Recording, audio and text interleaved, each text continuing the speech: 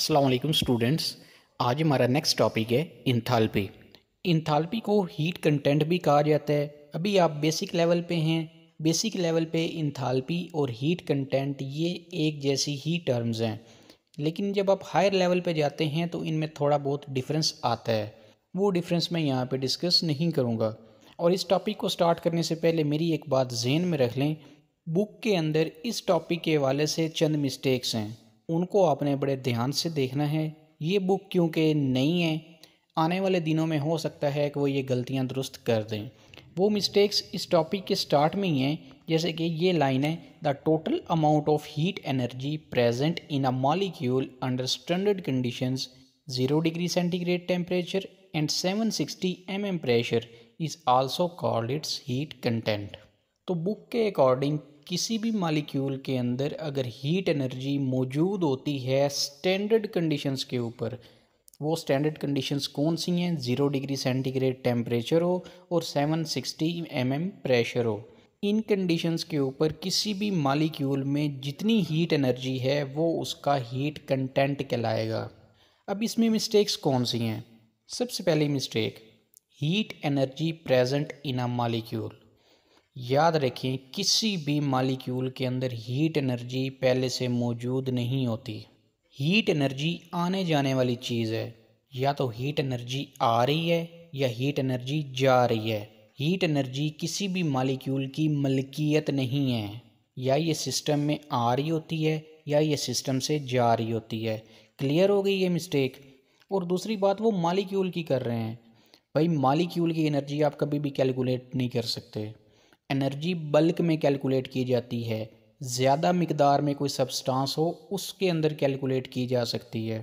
Molecular level पे heat energy को major करना पॉसिबल नहीं है। हो गई ये दो मिस्टेक्स क्लियर। पहली क्या है? हीट एनर्जी किसी भी मॉलिक्यूल की प्रॉपर्टी नहीं है। या ये सिस्टम में आ रही है या ये सिस्टम से जा रही है। और दूसरी मिस्टेक क्या है? मॉलिक्यूल के अंदर हम हीट एनर्जी को मेजर नहीं कर सकते। हीट एनर्जी बल्क में मेजर की जाती है, ज़्यादा मिकदार वाले सब्सटेंस के अंदर मेजर की जा सकती है। Next mistake, 0 degree centigrade temperature. Enthalpy एक थर्मोडाइनामिक टर्म है। थर्मोडाइनामिक केमिस्ट्री की एक ब्रांच है, पीछे मैं आपको बता चुका हूँ। थर्मोडाइनामिक के अंदर स्टैंडर्ड टेम्परेचर 25 डिग्री सेंटीग्रेड होता है, 0 डिग्री सेंटीग्रेड नहीं होता। और इंथाल्पी के लिए टेम्परेचर शर्त नहीं है, जस्ट कांस्टेंट प्रेशर शर्त है।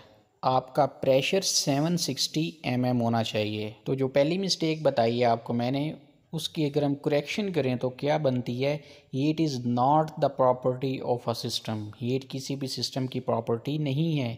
इट इज़ आइदर एब्जॉर्ब्ड और रिलीज्ड बाय द सिस्टम। ये सिस्टम या तो हीट को एब्जॉर्ब कर रहा होता है या वो उसको रिलीज़ कर रहा होता है।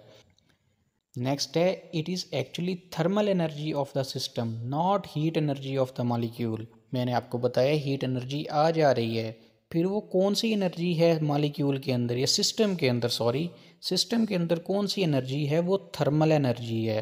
थर्मल एनर्जी मुख्तलिफ़ किस्म की एनर्जीज़ का मजमुआ होता है।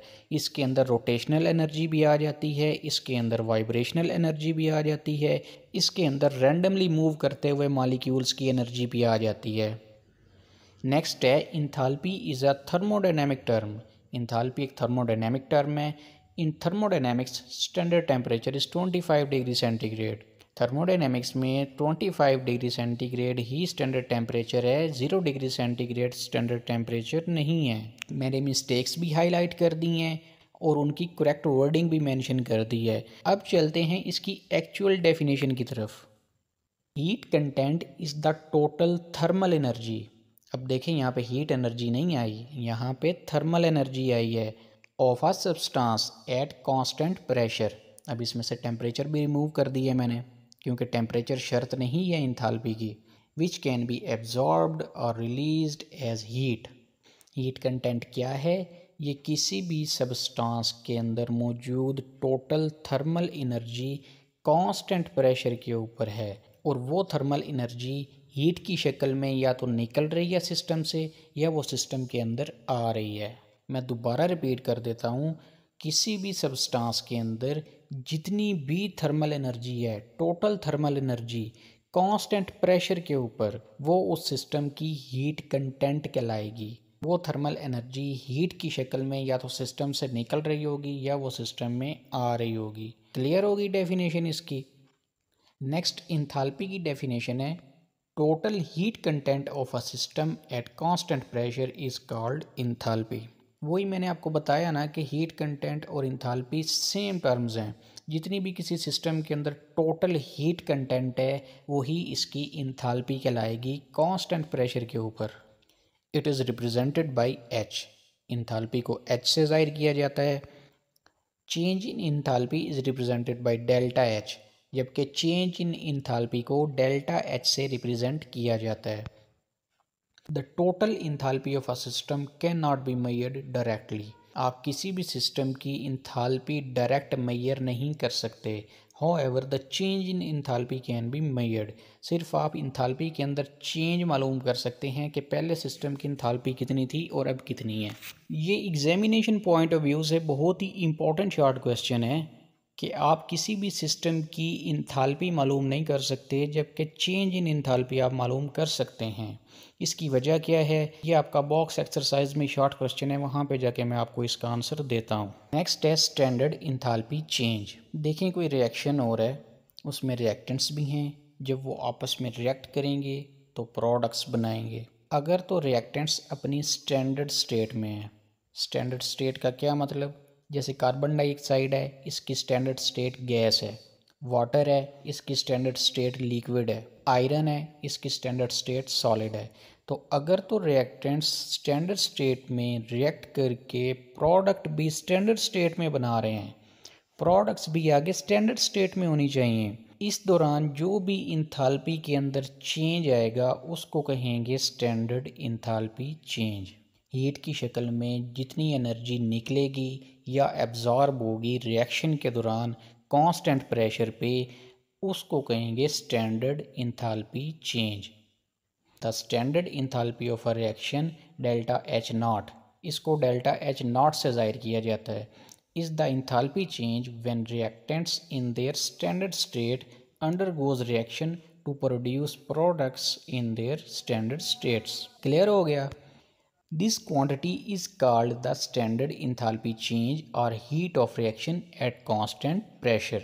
कांस्टेंट प्रेशर पे जितना भी इंथैल्पी में चेंज आएगा वो कहलाएगा स्टैंडर्ड इंथैल्पी चेंज। आगे वही एग्जांपल दी गई है इसकी, कार्बन मोनोऑक्साइड, इसकी स्टैंडर्ड स्टेट गैस होती है। जब ये रिएक्ट करती है ऑक्सीजन के साथ, ऑक्सीजन की भी स्टैंडर्ड स्टेट गैस होती है। जब इनका रिएक्शन होता है तो 2 मोल्स बनते हैं कार्बन डाइऑक्साइड के, और कार्बन डाइऑक्साइड की भी स्टैंडर्ड स्टेट गैस है।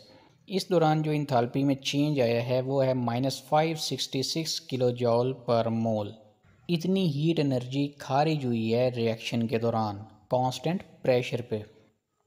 The reaction in this system is दस एक्सोथर्मिक, क्योंकि हीट इवॉल्व हो रही है, निकल रही है सिस्टम से, और जब हीट निकल रही होती है ऐसे रिएक्शंस को एक्सोथर्मिक रिएक्शंस कहा जाता है। Evolving 566 kilo joule of heat energy which is given to the surrounding. ये जो 566 किलो जॉल पर मोल एनर्जी निकली है ये सराउंडिंग के अंदर जाके शामिल हो जाएगी। क्लियर हो गया। नेक्स्ट है how is enthalpy different from heat. Enthalpy और हीट में क्या फ़र्क है, ये क्वेश्चन भी इम्तिहानी नुक्ता नज़र से इंतहाई इम्पॉर्टेंट है। कुछ बातें इसकी मैं आपको पहले बता चुका हूँ, कुछ इसमें न्यू होंगी। Heat is a form of energy that flows from hot body to a cold body because of a difference in temperature. Heat basically energy की एक टाइप है जो कि फ़्लो करती है, मूव करती है हॉट बॉडी से कोल्ड बॉडी की तरफ due to the difference in temperature. अगर एक जगह पे टेम्परेचर ज़्यादा है दूसरी जगह पे टेम्परेचर कम है तो हीट ज़्यादा टेम्परेचर वाले हिस्से से कम टेम्परेचर वाले हिस्से की तरफ फ़्लो कर जाएगी। We measure heat in joules, heat को जॉल में मेजर किया जाता है। जॉल हीट का यूनिट है। Heat is what we call the transfer of thermal energy. पीछे मैंने आपको बताया ना कि हीट की शक्ल में थर्मल एनर्जी ट्रांसफ़र हो जाती है सराउंडिंग में। कंट्रेरी टू दिस, इसके बरक्स enthalpy is an essential part of a system. Enthalpy किसी भी सिस्टम का अहम जुज़्व है। ये सिस्टम की अपनी प्रॉपर्टी है। हीट सिस्टम की प्रॉपर्टी नहीं है, इंथाल्पी सिस्टम की अपनी प्रॉपर्टी है। हीट ने या तो आना है या जाना है। इंथाल्पी सिस्टम की अपनी होती है, since it depends on number of molecules present in that system. Enthalpy depend करती है नंबर ऑफ मॉलिक्यूल्स पे। जितने मॉलिक्यूल्स ज़्यादा होंगे उतनी एनर्जी ज़्यादा होगी। एनर्जी ज़्यादा होने का मतलब है उतनी इंथाल्पी ज़्यादा होगी। इंथाल्पी और किस पे डिपेंड करती है? It's chemical composition and its structure. Enthalpy chemical composition पे भी डिपेंड करती है और स्ट्रक्चर पे भी डिपेंड करती है। डिफरेंट एलिमेंट्स या कंपाउंड्स के अंदर बॉन्ड्स की तादाद भी डिफरेंट होती है। कुछ एलिमेंट्स या कंपाउंड्स ऐसे होते हैं जिनमें सिंगल बॉन्ड्स होते हैं, कुछ ऐसे होते हैं जिनमें डबल बॉन्ड होते हैं और कुछ में ट्रिपल बॉन्ड्स भी होते हैं। तो बॉन्ड की तादाद और उनकी टाइप्स अगर डिफरेंट होगी तो एनर्जी भी डिफरेंट होगी उनकी। जब एनर्जी डिफरेंट होगी तो इंथाल्पी भी डिफरेंट होगी। इसलिए इंथाल्पी 3 चीज़ों पे डिपेंड करती है, नंबर ऑफ मॉलिक्यूल्स पे, केमिकल कंपोजिशन पे और स्ट्रक्चर पे। क्लियर हो गया? Heat is not essential part of a system, it just comes and goes. Heat system का बुनियादी जुज़्व नहीं है, ये तो आती है और चली जाती है। When heat leaves or enters a system, it results in a change of enthalpy.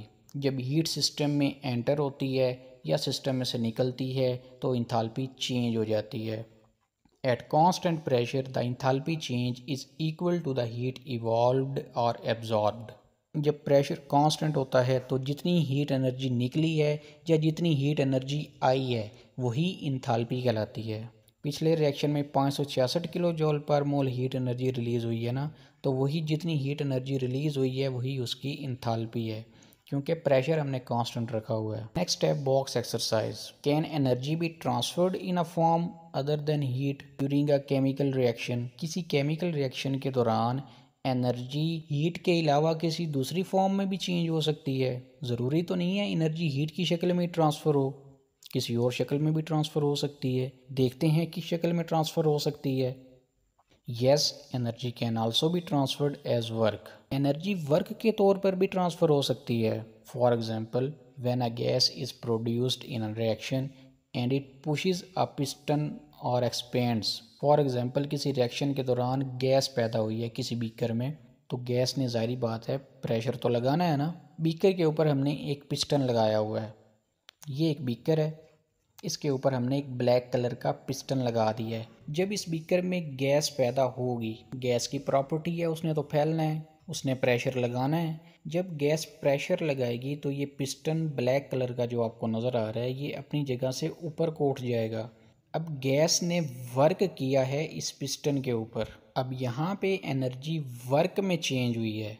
Heat ने इस पिस्टन को ऊपर नहीं उठाया, गैस फैली है प्रेशर की वजह से, जिससे पिस्टन ऊपर को उठ गया है। पिस्टन का ऊपर उठ जाना, that is work being done, जाहिर करता है कि पिस्टन के ऊपर वर्क हुआ है। So energy is not always transferred as heat. चनाचे एनर्जी हमेशा हीट के तौर पे ट्रांसफ़र नहीं होती। Sometimes it is used to do work too. बाज़ औक़ात ये एनर्जी वर्क करने में इस्तेमाल हो जाती है। नेक्स्ट क्वेश्चन है, why is it not possible to calculate the enthalpy of a system? आप किसी सिस्टम की एब्सोल्यूट इंथाल्पी क्यों नहीं मेजर कर सकते?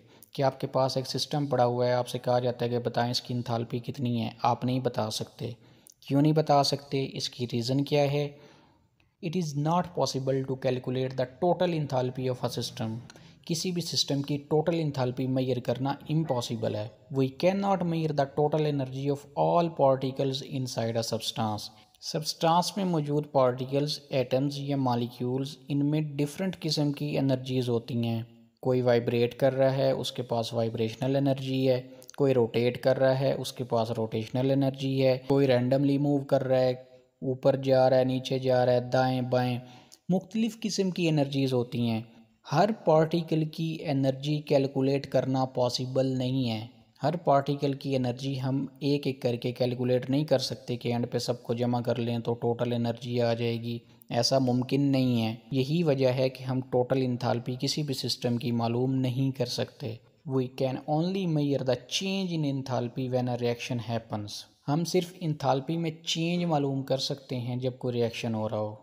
कि रिएक्शन के दौरान कितनी हीट एनर्जी सिस्टम से निकली है ये हम मालूम कर सकते हैं। पहले से कितनी एनर्जी है सिस्टम के पास ये मालूम नहीं कर सकते।